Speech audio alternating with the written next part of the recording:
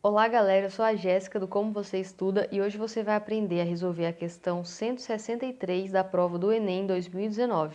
Vamos lá? O Índice de Desenvolvimento Humano, IDH, é uma medida usada para classificar os países pelo seu grau de desenvolvimento.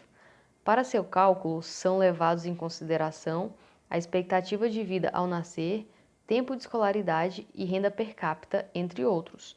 O menor valor deste índice é 0 e o maior é 1. 5 países foram avaliados e obtiveram os seguintes índices de desenvolvimento humano. O primeiro país recebeu um valor x, o segundo, raiz de x, o terceiro, x elevado a 1 sobre 3, o quarto, x ao quadrado e o último, x ao cubo. Nenhum desses países zerou ou atingiu o índice máximo. Qual desses países obteve o maior IDH? Então, a gente tem aqui as opções, novamente, de A até E. Bom, vamos lá. Então, ele fala pra gente que o IDH é um número que varia entre 0 e 1 e que foram avaliados os IDHs de 5 países. E aí, a gente tem que achar qual desses países que tem o maior IDH. Então, para resolver essa questão, a gente precisa saber um pouquinho sobre potência.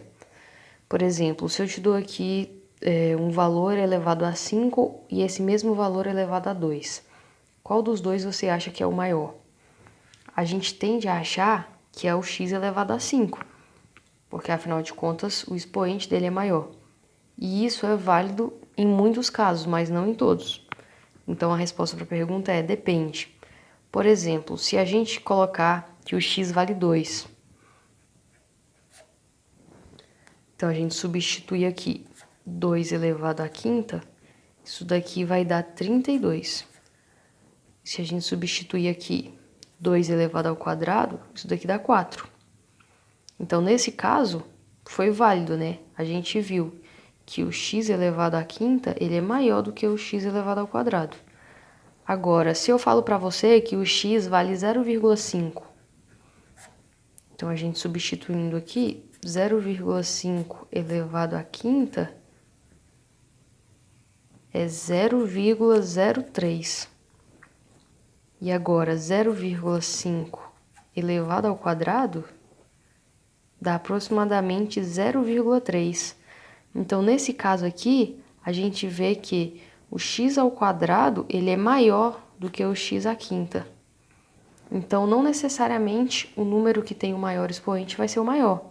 Nesse caso aqui aconteceu ao contrário. Por quê? Porque o número que a gente estava elevando era um número menor do que 1. Então, sempre que a gente tiver um número menor do que 1 sendo elevado a uma potência, esse número vai ser inversamente proporcional ao expoente.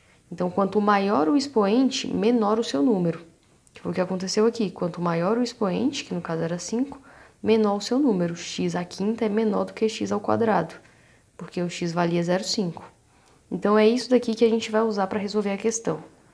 Então, ele deu para a gente o valor de 5 IDHs, e aí a gente vai ter que determinar agora qual deles é o maior. Então, como a gente tinha visto lá no começo, o IDH ele é um valor x que varia entre 0 e 1. Ou seja, ele é um valor menor do que 1, porque ele fala que nenhum dos países atingiu o IDH de 1. Então, vale aquela regra que a gente viu. Se o valor ele é menor do que 1, quanto maior o expoente, então menor vai ser o meu número. Então, a gente vai ter que procurar aqui nesses IDHs quem tem o menor expoente. Então, esse vai ser o maior IDH. Para isso, eu tenho que transformar aqui todos eles de uma forma que eu possa comparar, que eu consiga comparar. Então, eu vou reescrever isso daqui. X eu posso reescrever como x elevado a 1. Raiz de x eu posso reescrever como x elevado a meio, que é a mesma coisa que x elevado a 0,5, porque 1 sobre 2 é 0,5.